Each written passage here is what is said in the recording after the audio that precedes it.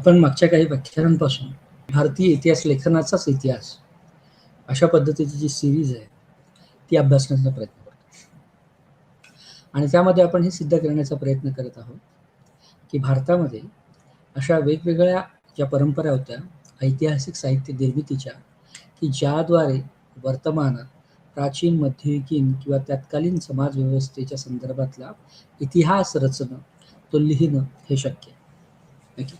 आणि त्यामुळे त्या संदर्भातले वेगवेगळे फॉर्म्स किंवा साहित्याचे वेगवेगळे स्वरूप जे आहेत ते प्राथमिक आणि इतर ज्या काही बाबी आहेत त्या सगळ्या आपण या सिरीजमध्ये समजून घेतो. त्यामुळे हा जो सब्जेक्ट कोड आहे तो आहे BHI 144 की ज्याचं मुख्य उद्दिष्ट आहे की भारतातल्या ज्या ज्या काही परंपरा होत्या ज्यांनी ऐतिहासिक साहित्याची निर्मिती केली आणि त्या ऐतिहासिक साहित्यामध्ये मुळे वर्तमानाच्या संदर्भात आणि भूतकाळाच्या रूपाने आपल्याला इतिहास रचणं शक्य आहे. कारण ही जी काही साधनं आहेत किंवा हे जे काही साहित्य आहे ते तत्कालीन इतिहास रचण्यासंदर्भातले महत्त्वाचे स्रोत म्हणून त्याची गणना केली गेली आणि त्यामुळे भारतीय इतिहास लेखन हे विविधांगी पद्धतीने समृद्ध होत गेलं. जरी त्यामध्ये काटेकोरपणाच्या शास्त्रोक्त पद्धतीच्या उणिवा असल्या तरी सुद्धा त्याच्यातून एक समग्र ऐतिहासिक जाणीव सगळ्या साहित्यभर पसरलेली आपल्याला दिसते आणि त्यामुळे त्या ज्या उणिवा आहेत त्यानंतर दुसरे जे काही साहित्य आहे त्याच्याद्वारे आपण क्रॉस चेक करत एक वेगळ्या पद्धतीचा शास्त्रोक्त असा इतिहास भारताच्या संदर्भात लिहिता येऊ शकतो. त्यामुळे हे जे जे काही साहित्य आहे की ज्याला ऐतिहासिक साहित्य म्हणून ज्याची नोंद आहे ते ऐतिहासिक साहित्य इतिहास लेखनाचे महत्त्वाचे स्रोत म्हणून सुद्धा बघितले गेले आणि त्याच पद्धतीने इतिहास लेखन म्हणून सुद्धा त्याकडे बघितले. कारण याचा मूळ उद्दिष्ट तत्कालीन समाजव्यवस्थेच्या कुठल्या तरी एका वळणावर त्या समाजव्यवस्थेच्या गरजा पूर्ण करण्याच्या दृष्टिकोनातून निर्मिती झालेली असली तरी सुद्धा त्यामध्ये एक अंतर्निहित इतिहास दडलेला आहे आणि ते जसं काही महत्त्वाच्या 12व्या शतकातल्या 13व्या शतकातल्या किंवा प्राचीन भारताच्या संदर्भात असे काही महत्त्वाचे साहित्य आहे की ज्याच्यामध्ये इतिहासाची अंतर्निहित जाणीव उपस्थित आहे. त्याच पद्धतीने भारतामध्ये अशा काही महत्त्वाच्या समूह आहेत, लोकसमूह आहेत, काही जाती आहेत की ज्यांचं मुख्य व्यवसाय अशा पद्धतीच्या ऐतिहासिक कागदपत्रांचं जतन करणं असा राहिलेला आहे. त्यामुळे भारताला जरी लिखाणाची परंपरा नव्हती दीर्घकाळपर्यंत तरी भारतामध्ये इतिहासविषयक जाणीव ही सदा सर्व काळ उपस्थित होती आणि म्हणून नंतरच्या कालखंडामध्ये आणि प्रामुख्याने आधुनिक कालखंडामध्ये ज्याला एक वेगळी गती मिळाली अशा पद्धतीचे लोकसमूह ज्यांचा मुख्य व्यवसाय अशा पद्धतीच्या ऐतिहासिक साहित्याचं जतन करणं आहे त्यांना एक वेगळ्या पद्धतीने इतिहास लेखनामध्ये महत्त्व आलं. त्यांच्या कार्याला इतिहास पद्धतीमध्ये महत्त्व आलं.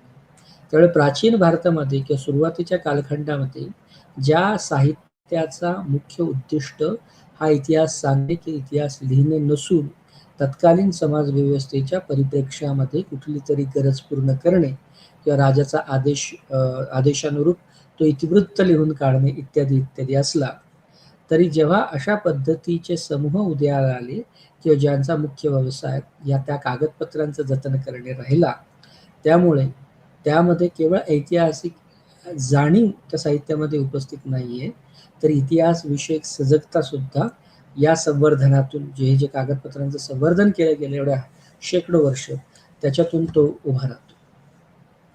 आणि त्यामुळे भारताच्या संदर्भामध्ये वेगवेगळी जी घराणी आहेत त्या घराण्यांच्या संदर्भातला जो काही इतिहास आहे त्या घराण्यांच्या खाजगी कागदपत्रांवरून तो इतिहास लिहिणं शक्य होतं. एखाद्या कुटुंबाचा राजवटीचा राजाच्या वेगवेगळ्या पद्धतीचे जे काही फॅमिली ट्रीज तयार होत जातात त्याची नोंद खरं तर वंशावळी नावाचा जो काही एक प्रकार आहे त्या प्रकाराच्या आधारे आपण एखाद्या विशिष्ट राजवटीचं एखाद्या घराण्याचं वेगवेगळ्या पद्धतीने तयार झालेल्या पिढ्या दर पिढ्याचे लिंक्स त्याचे कनेक्शन्स लावू शकतो आणि त्यामुळे जेनेलॉजिकल रेकॉर्ड्स हा सुद्धा इतिहास लेखनाचा आणि इतिहास रचण्याचा एक महत्त्वाचा स्रोत म्हणून या वंशावळीकडे किंवा या घराण्यांकडे बघता येतं. ओके. आणि त्यामुळे इट इज त्यामुळे हा वंशावळी आणि घराण्यांचा इतिहास हा एक महत्त्वाचा इतिहास म्हणून त्याच्याकडे बघता येऊ शकतो. त्यामुळे जेनेलॉजिकल रेकॉर्ड्स हे एक अत्यंत महत्त्वाचे रेकॉर्ड्स म्हणून त्याच्याकडे बघितलं जातं. आणि तो भारताचा इतिहास लेखनाचा भारतीय इतिहास लेखनाच्या पद्धतीतलं भारतीय इतिहास लेखनाच्या जे मुख्य स्रोत म्हणून या वंशावळी आणि प्रायव्हेट पेपर्स जे होते एखाद्या फॅमिलीचे, घराण्याचे, त्यांच्याकडे बघितलं जाऊ शकतो. ओके. आणि त्यामुळे भारतीय इतिहास लेखन या वेगवेगळ्या स्वरूपाच्या संवर्धनाचे जे काही समूह आहे, संवर्धनाचे जे काही शैली आहे, त्याच्यातून वृद्धिंगत होत गेलं आणि भारतीय इतिहास लेखन परंपरा या त्याच्यातून वृद्धिंगत झालेल्या आपल्याला दिसतात. आणि म्हणून भारतीय इतिहास लेखन हे वेगवेगळ्या दृष्टीने समृद्ध झालेलं आपल्याला दिसून येतं. आणि त्यामुळे भारताच्या इतिहास लेखन समजून घेण्याचे जे वेगवेगळे पैलू आहेत, वेगवेगळे जे स्वरूप आहेत, त्या स्वरूपाच्या आधारे आपल्याला भारतीय इतिहास लेखन आणि त्याच्या संदर्भात असलेल्या वेगवेगळ्या सांस्कृतिक परंपरा याची ओळख या निमित्ताने, या व्याख्यानाच्या, या कोर्सच्या निमित्ताने होणं शक्य आहे. आणि आतापर्यंत आपण प्राचीन, मध्ययुगीन आणि आता सध्या आधुनिक अशा वेगवेगळ्या पद्धतीने जे काही इतिहास लेखनाचे स्वरूप आहे, म्हणजे आणि इतिहास जतनाचं जे स्वरूप आहे, त्या दोन्हींचा फॉर्म्स समजून घेण्याचा प्रयत्न करत आहोत. आणि आजच्या कॉन्टेक्स्टमध्ये किंवा आजच्या व्याख्यानामध्ये आपण वंशावळी आणि घराण्यांचा इतिहास हे कशा पद्धतीने इतिहास रचनेला मूलगामी मदत करतं याची ओळख करून घेणार आहोत. जसं मागच्या व्याख्यानामध्ये आपण चर्चा केलीच आहे की हा एक विस्तृत शीर्षक असलेला आणि विस्तृत आशय असलेला प्रकरण असल्यामुळे याचे 2 व्याख्यानं घेणं गरजेचं आहे. त्यामुळे आज आपण मुख्य जे काही संकल्पना चर्चा केली होती पहिल्या व्याख्यानामध्ये, त्याचा दुसरा टप्पा आपण या ठिकाणी बघणार आहोत. आणि त्यामुळे अशा पद्धतीच्या इतिहास लेखनाच्या ज्या काही परंपरा आहेत, त्या परंपरांमध्ये आपल्याला राजस्थान, बंगाल, महाराष्ट्र आणि या सगळ्या प्रदेशातले, म्हणजे ऐतिहासिक परिभाषेमध्ये ज्याला पश्चिम भारत म्हटलं जातं आणि बंगालचा प्रदेश म्हटलं जातं, या भूप्रदेशातले वेगवेगळ्या अशा परंपरा आणि की ज्या वंशावळी लिहिणाऱ्या परंपरांचा प्रदेश म्हणून किंवा ज्याच्यामध्ये वंशावळीच्या परंपरा जपल्या गेल्या, अशा पद्धतीच्या प्रदेशाच्या संदर्भात कोणत्या पद्धतीचं इतिहास लेखन समोर येतं याची चर्चा आपल्याला करणं शक्य आहे. आणि त्यामध्ये जवळजवळ 4 ते 5 प्रकार की जे असे प्रकार आहेत की ज्याद्वारे वंशावळी आणि वेगवेगळ्या घराण्यांचे इतिहास, वेगवेगळ्या विशिष्ट समूहांचे इतिहास समजून घेणे शक्य आहे. ओके. त्यामुळे पश्चिम भारताच्या संदर्भात जर बघायला गेलं तर चरण, भट किंवा वैवांचा बारोट असं जे म्हटलं गेलेलं आहे, तर त्याची ओळख आपल्याला पश्चिम भारताच्या संदर्भात करणं शक्य आहे. अशाच पद्धतीचं एक महत्त्वाचं स्रोत महाराष्ट्राच्या इतिहासाच्या संदर्भात, दख्खनच्या इतिहासाच्या संदर्भात की ज्याला अपारंपरिक स्रोत सुद्धा म्हटलं जाऊ शकतं. आणि जेनेलॉजी किंवा वंशावळीच्या दृष्टीने महाराष्ट्राच्या संदर्भात सुद्धा त्याचं महत्त्व आहे. ते म्हणजे वेगवेगळ्या पद्धतीच्या ज्या काही परंपरा आहेत, ओके, तर त्याची ओळख सुद्धा आपल्याला या ठिकाणी घेणं गरजेचं आहे.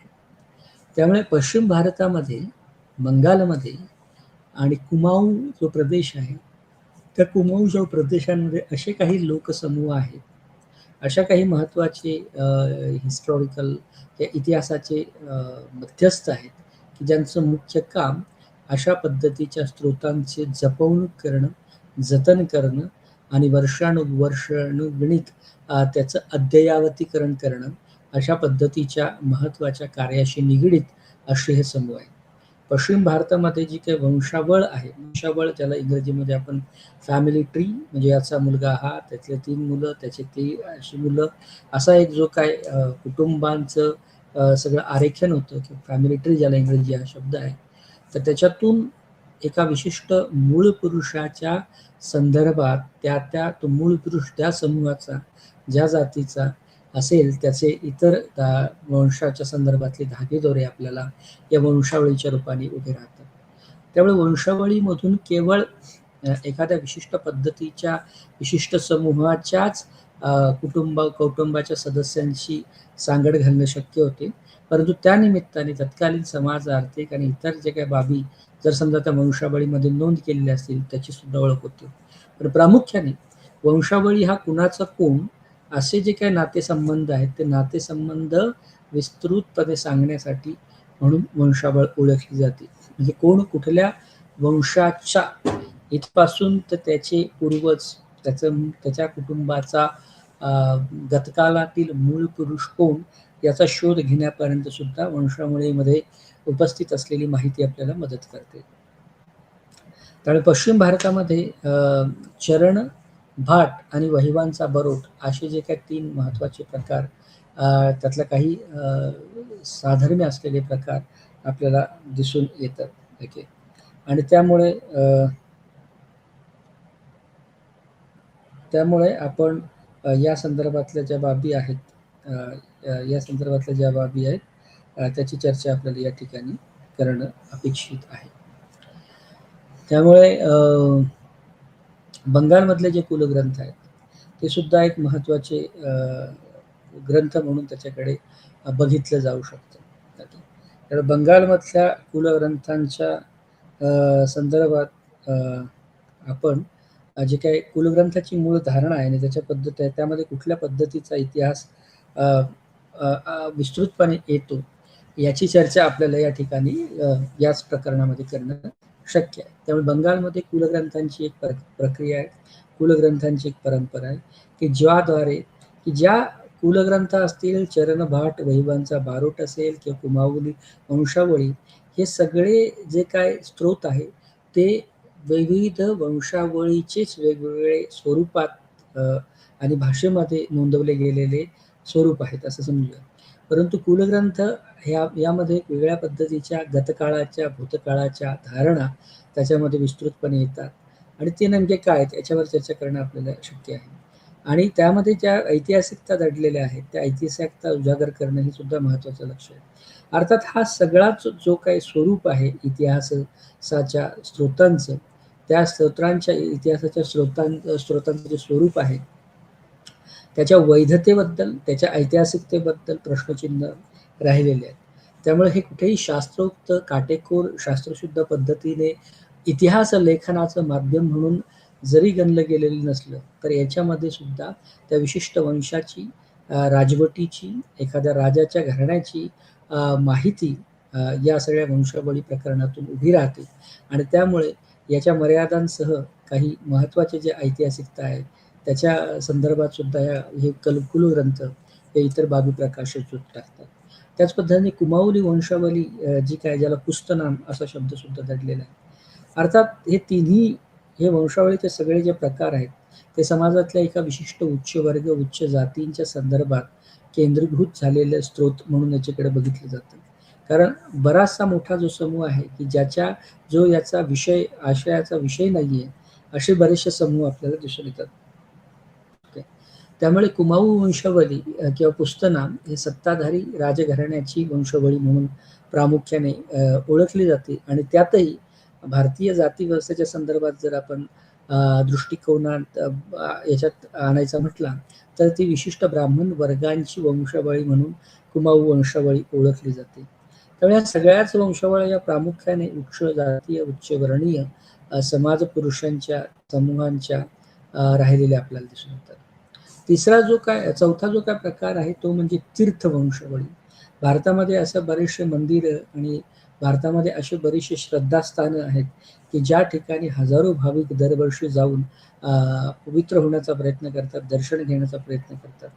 परंतु त्या मंदिरांमध्ये तीर्थाटनासाठी आलेले जे मंडळी आहेत त्यांचे जे काही रेकॉर्ड नोंदवलेले असतात ते रेकॉर्ड सुद्धा शतकांपासून नोंदवत आलेले असल्यामुळे ते सगळे रेकॉर्ड्स हे तीर्थ वंशावळी म्हणून गणली जाते. खरं तर ते आगंतुक आलेले प्रवासी तीर्थाटनाला आलेले भाविक अशा पद्धतीचं त्याचं स्वरूप असतं. ओके. परंतु त्याच्यातून त्या विशिष्ट तीर्थक्षेत्राच्या संदर्भात कोणकोणत्या प्रदेशातून कोण लोक तीर्थाटनाला आली याची अद्ययावत माहिती आपल्याला या तीर्थवंशावळीमधून मिळणं शक्य आहे. आणि शेवटचा जो प्रकार आहे या संदर्भातला तो म्हणजे कौटुंबिक नोंदी, की ज्याला फॅमिली पेपर्स, ज्याला कौटुंबिक कागदपत्र असं म्हणतात, की जे एका विशिष्ट हेतुलक्षित कुटुंबाच्या संदर्भातल्या विविधांगी घडामोडींची माहिती आपल्याला कौटुंबिक नोंदींमध्ये मिळते. या सगळ्याच वंशावळीचा मुख्य आधार हा वंश, त्याचे जात, त्याचं गोत्र, त्याच्या परंपरा आणि कुठून कुठे गेला या संदर्भातली माहिती या चरण, भाट, वहिवांचा बरोट, कुलग्रंथ, कुमाऊ वंशावळी, तीर्थवंशावळी याच्यामध्ये आपल्याला मिळते. आणि प्रामुख्याने या सगळ्या वंशावळीचे प्रकार हे उच्च जाती, उच्च वर्ग केंद्री राहिलेले असल्यामुळे एका विशिष्ट समूहाचा, विशिष्ट वर्गाचा, विशिष्ट राजवटींचा इतिहास यातून उभा राहतो. त्यामुळे तो समग्र त्या भूप्रदेशाचा इतिहास म्हणून त्याच्याकडे बघितलं जाऊ शकत नाही, अशी एक त्या संदर्भात या वंशावळीच्या संदर्भातली मर्यादा आहे. तर इतर असंख्य स्रोतांसोबत त्या विशिष्ट भूप्रदेशाच्या संदर्भातला वंशावळी हा एक सुद्धा महत्त्वाचा स्रोत म्हणून त्याच्याकडे बघितलं गेलेलं आहे. त्यामुळे भारतामध्ये आत्तापर्यंत विविध कानाकोपऱ्यात भारतामध्ये वंशाचे रेकॉर्ड्स ठेवणारे किंवा वंशावळीचं जतन करणाऱ्या अशा विविध परंपरा उदयास आलेल्या आहेत आणि त्या सतत दीर्घकाळ आणि आजही चालू परिस्थितीमध्ये आहेत. भारताच्या वेगवेगळ्या प्रदेशामध्ये त्या सगळ्या समूहांना वेगवेगळ्या नामाने ओळखलं जातं.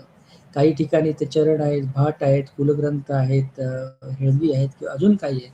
परंतु याचं मुख्य काम, या सगळ्या समूहांचं मुख्य काम आपल्याकडे आलेल्या माहितीचं योग्य पद्धतीने जतन करणं. याच्यामध्ये एक भाषिक विविधांगता सुद्धा आपल्याला दिसून येते.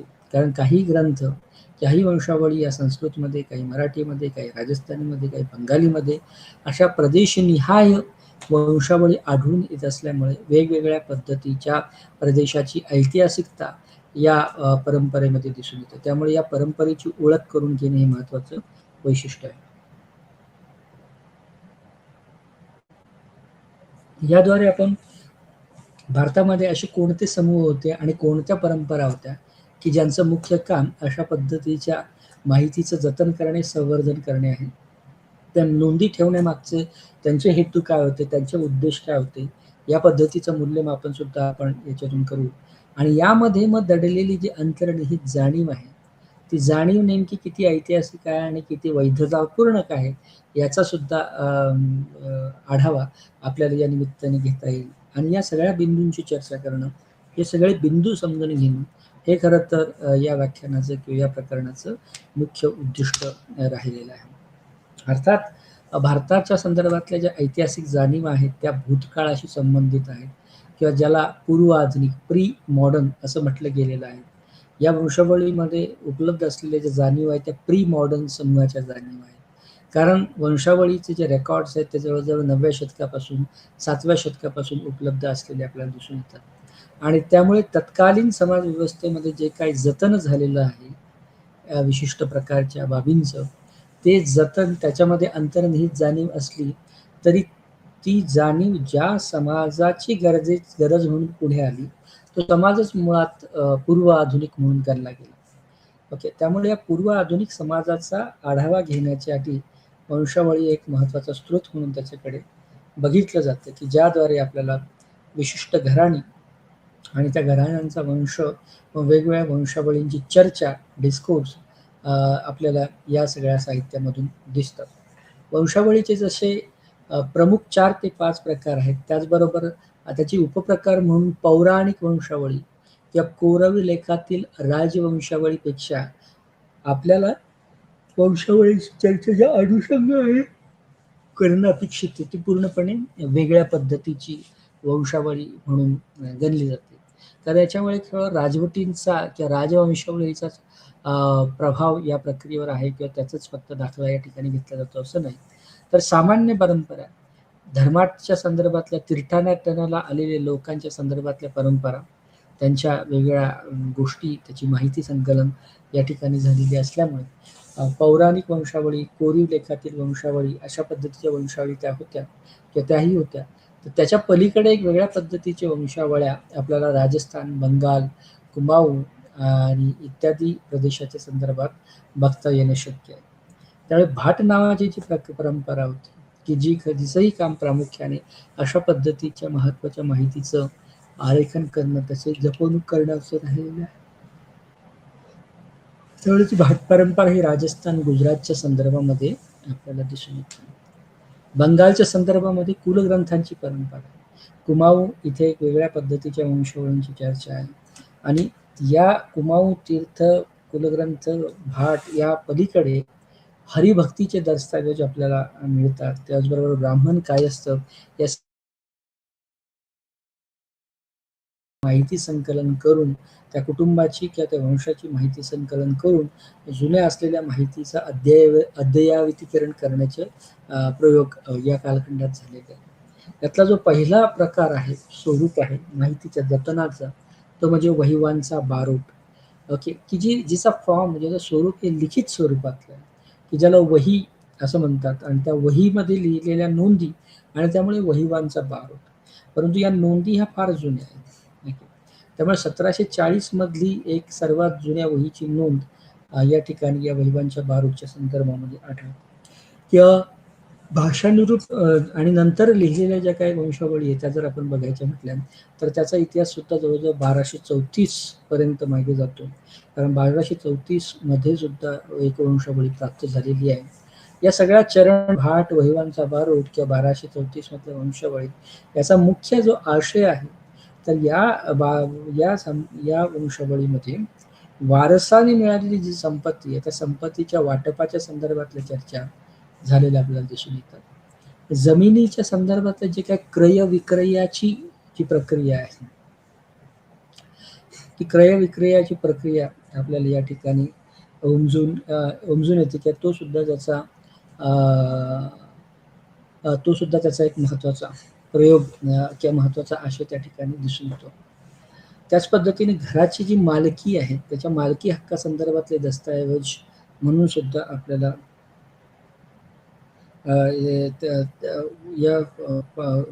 याचे मालकी संदर्भात सुद्धा आपल्याला दिसून येतं. ओके, त्यामुळे त्याच पद्धतीने पूर्वजांचे मृत्यू आणि इतर जे काय बाबी आहेत त्या बाबी त्या सगळ्या ज्या बाबी आहेत त्या आपल्याला या ठिकाणी आपल्याला दिसून येतात. त्याच पद्धतीने त्या विशिष्ट भूप्रदेशातल्या दरोडेखोराच्या संदर्भातली माहिती, दरोडेखोरांनी त्या विशिष्ट गावामध्ये केलेल्या झडपी, त्यांच्यासोबत झालेल्या झडप याची माहिती आपल्याला या वंशावळीमध्ये मिळते. किंवा काही बाबतीमध्ये कौतुकास्पद ज्या काही बाबी आहेत त्याच्या नोंदी सुद्धा आपल्याला या वंशावळीमध्ये किंवा वहिवांच्या बारोटमध्ये मिळतात. म्हणजे राजाकडून मिळालेले सन्मान, एखाद्या गाव जेवण किंवा जात जेवण इत्यादी संदर्भातली माहिती या वहिवांच्या बारोटमध्ये आपल्याला दिसते. आणि ही माहिती संकलित करणारे जे विशिष्ट काही समूह सुद्धा होते की आणि त्याची सुद्धा एक वेगळ्या पद्धतीची रचना आपल्याला या ठिकाणी मिळत असताना दिसून येते. ओके, त्यामुळे 1857 मध्ये जे काय उल्लेख, 1857चे उल्लेख सुद्धा आपल्याला या वंशावळीमध्ये किंवा या वहिवांच्या बारोटमध्ये त्याचे उल्लेख आपल्याला दिसून येतात. ओके, आणि त्यामुळे अशा पद्धतीच्या इतिहास रचनांमध्ये महत्त्वाचे स्रोत म्हणून चरण, भट, वहिवांचा बारोट यांनी महत्त्वाचा रोल प्ले केलेला आहे. त्याच पद्धतीने 1857च्या उठावामध्ये कोणत्या पद्धतीचे लोकसमूह सहभागी झाले होते याची माहिती सुद्धा आपल्याला या ठिकाणी या वहिवांच्या बारोटमधून मिळते. किंवा धर्मांतर म्हणजे मेहमूद बेगडा हा जो काही याचं जे काही शासन कालखंड होता त्या कालखंडाच्या संदर्भात धर्मांतरासंदर्भातली माहिती आपल्याला मिळते. त्याचबरोबर वेगवेगळ्या सामाजिक संस्था आणि त्या कालखंडातले जे काही महत्त्वाचे उपदेश किंवा मूल्य आहेत याची माहिती या सगळ्या वंशावळीचा आश्रय राहिलेला दिसून येतो. त्यामुळे चारण, वंशावळी, भाट हे 3 प्रमुख प्रकार पश्चिम भारताच्या इतिहासाच्या संदर्भात किंवा पश्चिम भारताच्या लोकसंस्कृतीच्या संदर्भात दिसून येतात. त्यामुळे इतिहासाचं जतन करणारे, त्याचं माहिती संकलन करणारे, माहितीचं अन्वेषण करणारी वेगवेगळ्या जातीचे समूह आपल्याला या सगळ्या ठिकाणी या पश्चिम भारतामध्ये दिसून येतात. ओके. त्यामुळे चारण नावाचा जो प्रकार आहे तो खरं तर राजपूत समाजाचे गाथाकार म्हणून त्याच्याकडे बघितलं जातं. ओके. कारण या चारणांचा राजपूत वंशाशी एक आनुवंशिक संबंध जडलेला आहे आणि राजपुतांची जी काही शौर्य गाथा आहे, ओके, किंवा त्याच्या संदर्भातल्या ज्या काही बाबी आहेत त्यांची प्रशंसा करणारा चारण हा एक प्रकार साहित्याचा प्रकार दिसून येतो, की ज्यामध्ये म्हणजे राजपुतांचं आख्यानात्मक गीत ज्याला बात वातम असं म्हटलं गेलेलं आहे. त्यामध्ये शासकांची प्रशंसा या चारण साहित्यामध्ये केलेली आपल्याला दिसते. आणि काही ठिकाणी ते शासकांची प्रशंसा कौतुक म्हणून पण येते आणि काही ठिकाणी स्वतःच्या सुरक्षेसाठी संरक्षणामधून सुद्धा आलेली दिसून येते. आणि यामध्ये चारण साहित्याच्या संदर्भात लेखनकर्त्यामध्ये वेगवेगळी स्पर्धा आपल्याला दिसून येते आणि बरेचशी लोकांची जी मजल आहे किंवा उद्दिष्ट आहे याद्वारे ते दरबारी कवी बनण्यापर्यंत गेलेली आपल्याला दिसून येते. दुसरीकडे भाट नावाचा जो काही प्रकार आहे त्या भाट या साहित्य प्रकाराचं सुद्धा मुख्य लक्ष हे आपल्या शासकांची प्रार्थना करणे, स्तुती करणे, त्याचबरोबर त्या संदर्भात जन्म, मृत्यू, विवाह इत्यादींची वहीमध्ये नोंद करणे आहे. ओके.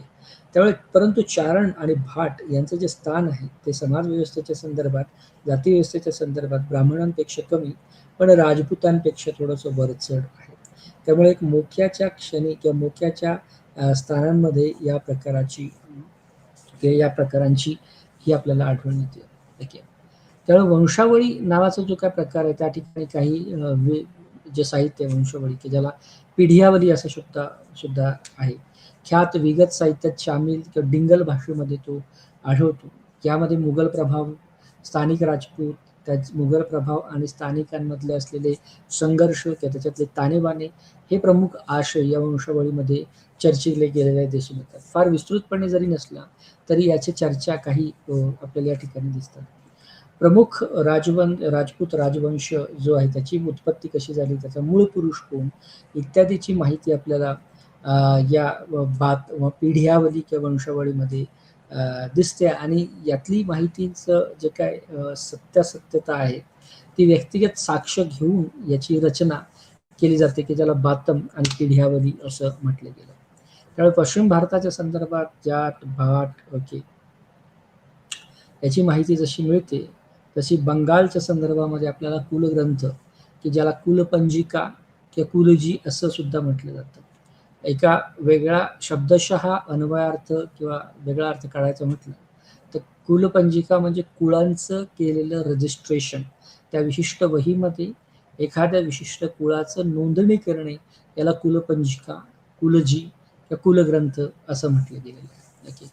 परंतु या कुलग्रंथाच्या सुद्धा मर्यादा समाजाच्या संदर्भामध्ये जर बघायच्या तर प्रामुख्याने या कुलग्रंथ, कुलपंजिका, कुलजी या ब्राह्मणी कुळवादाच्या संदर्भात, ओके, आणि कुळासंबंधीच्या वेगवेगळ्या जे काही पर्स्पेक्टिव्ह, विचारधारा आणि दृष्टिकोन आहे त्याच्या रचना आपल्याला या बंगालच्या कुलग्रंथांमध्ये दिसून येतात.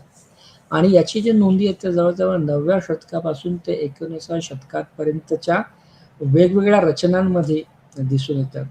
त्याच पद्धतीने 9व्या शतकापासून 19व्या शतकापर्यंत या कुलग्रंथांमध्ये वेगवेगळ्या पद्धतीच्या रचना तर झाल्याच, त्याच पद्धतीने महत्त्वाचे बदल झालेले आपल्याला दिसून येतात.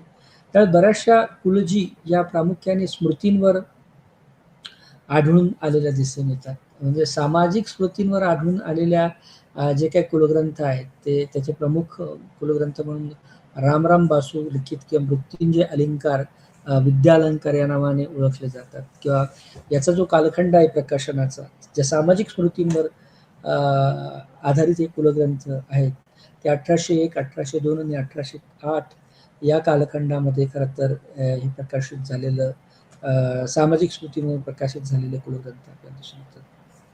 त्याच पद्धतीने हे जे वंशावळीज्ञ आहेत की ज्याला रचनाकार म्हटलं गेलं त्या कुलग्रंथांचं, ते बऱ्याच ठिकाणी विवाहाचे मध्यस्थ म्हणून सुद्धा आढळून येतात आणि तशा पद्धतीने त्यांचं एक सामाजिक स्थान स्थापित झालेलं दिसून येतं. बंगालच्या संदर्भामधले जे काही कुलग्रंथ आहेत त्या कुलांजीची जी भाषा आहे ती प्रामुख्याने संस्कृत आहे किंवा बांगला आहे.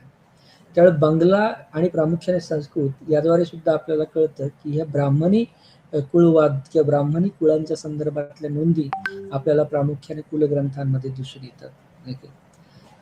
त्याच पद्धतीने संस्कृत हा एक महत्वाचा स्रोत, संस्कृत भाषा कुंजीची राहिलेली, ज्याद्वारे शास्त्रीयता, वैधता आणि वैधतेचा, शास्त्रीयतेचा आणि औपचारिकतेचा दावा त्या संस्कृत साहित्यामधून, त्या संस्कृत लिखित कुलजींमधून केलेला आपल्याला दिसून येतो.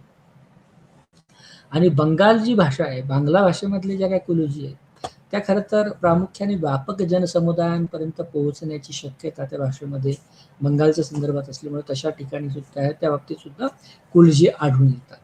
त्यामुळे संस्कृत भाषेतल्या कुलजी ह्या प्रामुख्याने ब्राह्मणी कुळांशी संबंधित आणि विशिष्ट शुद्धतावादी गृहसमूहाशी संबंधित आपल्याला आढळून येतात. आणि बंगला भाषेमध्ये असलेल्या ज्या कुलग्रंथ आहेत ते कुलग्रंथ प्रामुख्याने एक मोठ्या लोकसमूहाच्या नोंदी त्यामध्ये आढळून येतात.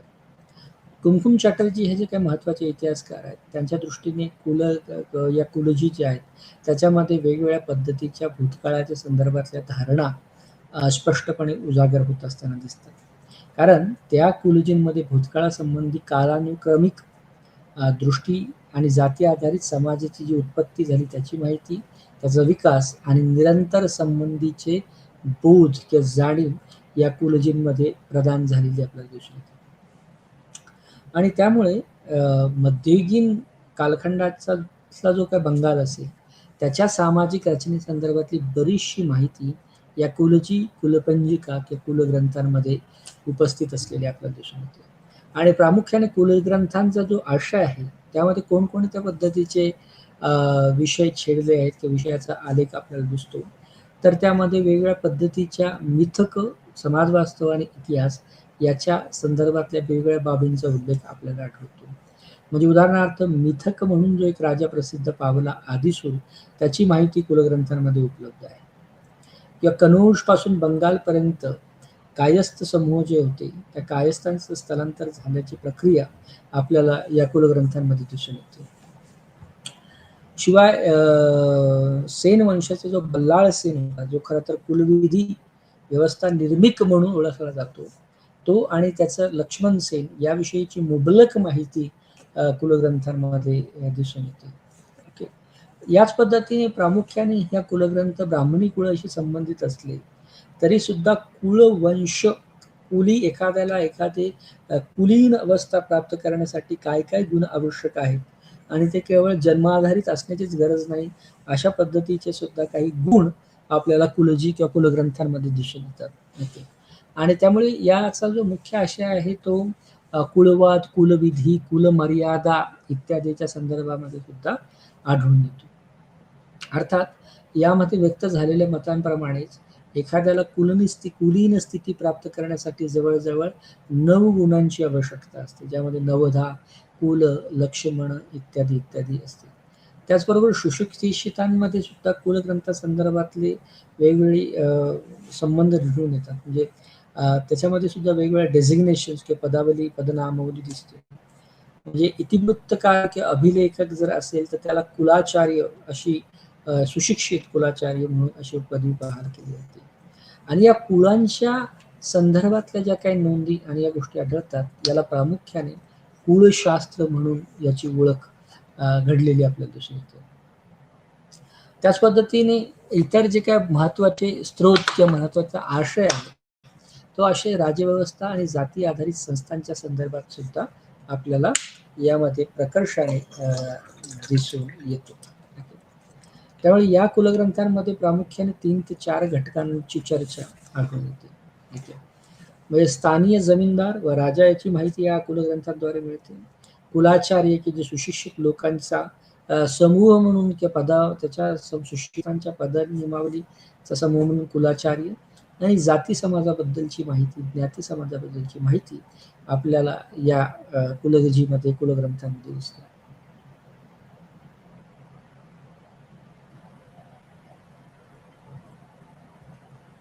या जो कुलजींचा जो आशय आहे त्यामध्ये प्रामुख्याने जे काय सामाजिक आंतरक्रियांचं ज्या काय आहेत त्या समाज म्हणून ज्या काय अवस्था होत्या त्यांच्या उल्लंघन करणाऱ्या लोकांचं समूहांचं ची निंदा कुलजींमध्ये दिसते. त्यामुळे कुलजी या ग्रंथामध्ये किंवा साहित्यामध्ये आढळून येते. ओके. त्याच पद्धतीने इतर जे काही दाखले किंवा आश्रय म्हणून जर बघायचं झालं तर बरेंद्र ब्राह्मण कुलगुरू उद्यानाचार्य भादुडी याद्वारे मुस्लिम अभिजात संस्कृतीचा स्वीकार करण्याचे उल्लेख सुद्धा आपल्याला या कुलजींमध्ये दिसतात. त्याच पद्धतीने समाज म्हणूनच्या निंदा जे समाज मान्यताला मानत नाही त्या जरी आढळत असल्या तरी सध्या बऱ्याच ठिकाणी वेगवेगळ्या पद भूषवत असलेले व्यक्ती आपल्या नावासोबत खान नावाची उपाधी जोडत असत. ओके. त्यामुळे या प्रक्रियेमुळे आणि याच्या असलेल्या नोंदींमुळे एक वेगळी सरमिसळ किंवा शुद्धता क्युलिन दृष्टिकोनाचा अभाव किंवा त्याच्याबद्दल तयार झालेलं कन्फ्युजन हे एक वेगळ्या चिंतेचा विषय ठरतं. म्हणजे कुलजींमध्ये ज्या व्यक्तींची नोंद आहे तो व्यक्ती नेमका हिंदू मुस्लिम काय याच्याबद्दल स्पष्टता येणं थोडंसं अवघड होतं. त्यामुळे याच्यासोबत खान नावाची उपाधी जोडल्यामुळे अशा पद्धतीचा संभ्रम सुद्धा कुलग्रंथांमध्ये आढळून येतो. त्याचबरोबर कुलग्रंथाचा जो मुख्य आशय आहे की त्यामध्ये ब्राह्मणवादांचे आणि प्रामुख्याने ब्राह्मण कुलीन वंशाचे जे काही कल्पित शत्रू आहेत त्या शत्रूसोबतच्या संघर्षाचे प्रतिबिंब सुद्धा आपल्याला कुलग्रंथ किंवा कुलजी यामध्ये आपल्याला आढळून येतं. अर्थात कुलजी किंवा कुलग्रंथांमध्ये असलेल्या माहितीबद्दलचा जो काय प्रामाणिकपणा आहे त्याच्याबद्दल वेगवेगळे विवाद आहेत. ओके. त्यामुळे त्यामध्ये कारण जे कुलग्रंथकार वंशावळीज्ञ आहेत त्यांनी कोणत्या हेतूने कोणतं लक्ष नजरेसमोर ठेवून कोणत्या पद्धतीच्या माहितीचं संकलन केलं त्याच्या संदर्भातल्या हेतू आणि इतर बाबींसंदर्भातल्या शंका उपस्थित केल्या जातात आणि खरं तर ह्याच कुलग्रंथाला ऐतिहासिक बनवण्यामधल्या समस्या म्हणून त्याच्याकडे बघितलं जातं. त्याच पद्धतीने काही ज्या गाथा आहेत काही जे कुलग्रंथ आहेत त्यामध्ये वेगवेगळ्या पद्धतीचे आंतरविरोधी संदर्भ आणि आशय आढळून येतात किंवा संकीर्ण सामाजिक मत यामध्ये उपस्थित असल्याचं मुख्य मत हे इतिहासकार गुहा मांडत असताना दिसतात. अर्थात दुसरे जे काही कुमकुम चॅटर्जी आणि इतर इतिहास विषयक अभ्यासक आहेत त्यांच्या दृष्टीने कुलजी हा जाती आधारित समूहाची विकासाच्या परिप्रेक्ष्यात स्वतःबद्दलची कल्पना अभिव्यक्त करण्याचा एक प्रकार म्हणून या साहित्य प्रकाराकडे बघितले गेलेले आहे. काही ठिकाणी जो काय आशय आहे तो अस्थिर आहे त्याच्याबद्दलची खात्री देता येत नाही आणि पुन्हा पुन्हा त्याचे आशय उतरवल्यामुळे तो कन्फ्युजन किंवा त्याच्याबद्दलची अस्थिरता अजूनच वाढत गेली. काही अद्ययावतीकरणाच्या प्रक्रियेमध्ये जुन्या कुलग्रंथांमधून नवीन एंट्रीज आपल्याला दिसतात. त्यामुळे इतर ग्रंथातून आशय उतरत असताना मूळ संदर्भ त्याचा काय होता तो गहाळ होण्याच्या शक्यता या कुलग्रंथाच्या संदर्भात आढळून येतात. त्यामुळे त्याच्या वैधतेबद्दल त्याच्या गॅरंटीबद्दल किंवा त्याच्या वेगळ्या बाबींबद्दल शंका उपस्थित होते आणि त्यामुळे शास्त्रोक्तच्या कसट्यावर या सगळ्या बाबींचा उणीव आपल्याला भासण्याच्या दिसून येतात. कुमावली वंशावली जी आहे ती कुमावली वंशावळी ही प्रामुख्याने की ज्याला पुस्तनाम असं सुद्धा म्हटलं जातं वंशावळीचाच हा एक प्रकार आहे. तो हिमाचल प्रदेशामध्ये किंवा हिमाचलच्या क्षेत्रामध्ये मोठ्या प्रमाणात पहाडी इलाक्यांमध्येही हा एक प्रकार आढळतो की ज्यामध्ये शासक वंशाचे दस्तऐवज म्हणून याचं जतन केलेलं आपल्याला दिसून येतात. त्यामुळे वेगळ्या परिप्रेक्ष्यामध्ये जर कुमावली वंशावलीचं वर्णन करायचं तर अभिजात उच्च जातीय परंपरेचं जतन करणारी ही कुमावली वंशावली आहे. याच्यामध्ये प्रामुख्याने जो काही डेटा किंवा जी काही माहिती संकलन केली गेलेली आहे त्यामुळे वंशावळीचे प्रामुख्याने दोन प्रकार पडलेले आहेत. एक शासक वर्गांची माहिती संकलन केलेली वंशावळी आणि उच्च पदस्थ ब्राह्मण कुळाची केलेली वंशावळी. त्यामुळे सत्ताधारी राजघराण्याच्या वंशावळी या केवळ कुमाऊ वंशावळी म्हणूनच नाही तर इतर परंपरांमध्ये सुद्धा आपल्याला आढळतात. उदाहरणार्थ चंद परिवार हा एक शासक परिवार होता आणि एटकिन्सन्स या अभ्यासकाने जवळजवळ त्या परिवाराच्या 3 वंशावळ्या एकत्र केलेल्या आढळतात. आणि स्थानिक माहितीगार रुद्रदत्त पंत ब्रिटिश अधिकारी चंद वंशाचा शेवटचा राजा किंवा सोमवंशाच्या अस्तित्वाबद्दल प्रश्न या अशा पद्धतीच्या वंशावळीमध्ये उपस्थित झालेले दिसून येतात.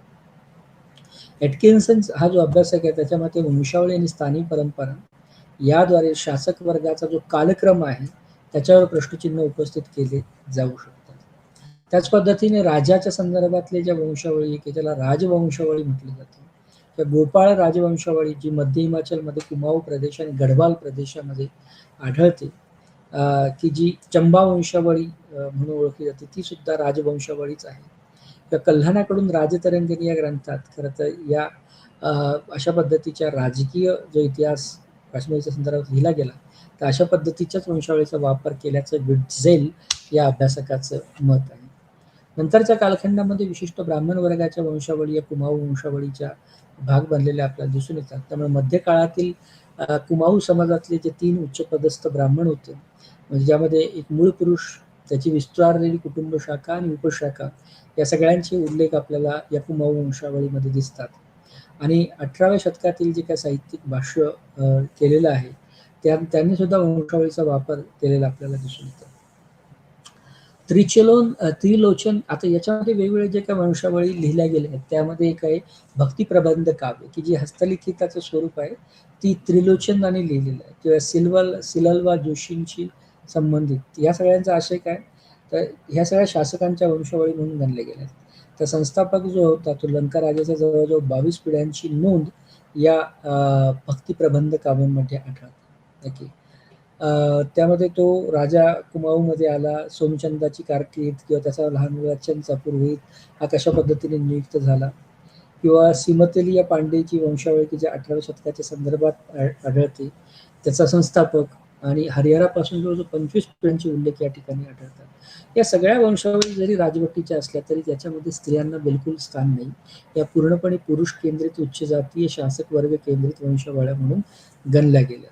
ओके, अर्थात तीर्थवंशावळी म्हणून ज्याला गणलं गेलं की ज्यांचं एक स्वतंत्र रजिस्टर नोंदीचं राहिलेलं आहे, की ज्याला पंडो, प्रतिहरी पंडो, यात्री पंडो अशा तीर्थयात्री सेवा करणाऱ्या गोष्टी आहेत. त्यामुळे तीर्थपुरोहित किंवा महाब्राह्मण याची माहिती आपल्याला तीर्थवंशावळीमध्ये आढळते. जगन्नाथ मंदिरात या परंपरेला वारजा किंवा वारिजा असं म्हटलं गेलेलं आहे. यामध्ये वेगवेगळ्या यात्रेकरूंबद्दलची माहिती आपल्याला मिळते, जसं की भक्ताचं नाव, त्याचं गाव, त्याचं गोत्र, त्याच्या भावाचे, वडिलांचे, आजोबांचे नाव किंवा वहीखत इत्यादी ज्या बाबी आहेत त्या आपल्याला या ठिकाणी दिसून येतात. ओके, आणि त्यामुळे वहीखतानुसार 18व्या शतकातील एक विश्वसनीय दस्तावेज म्हणून त्याच्याकडे बघितलं गेलं. याचबरोबर काही कौटुंबिक नोंदी सुद्धा आढळतात की जे इतिहासाचं साधन म्हणून बघितलं जातं, ज्यामध्ये बडोद्याचा गायकवाड घराणं किंवा पेशवा दप्तर किंवा पोतदार याच्यामध्ये वेगळ्या कुटुंबविषयक माहिती, बँकेचे व्यवहार, आत्मकथा, कुटुंबविशेष, हरिभक्ती परिवाराचे दस्तावेज या सगळ्यांमुळे हा एक वेगळ्या पद्धतीचा इतिहास समृद्ध होत असताना आपल्याला दिसतो. आज आपण इथेच थांबूया. नमस्कार.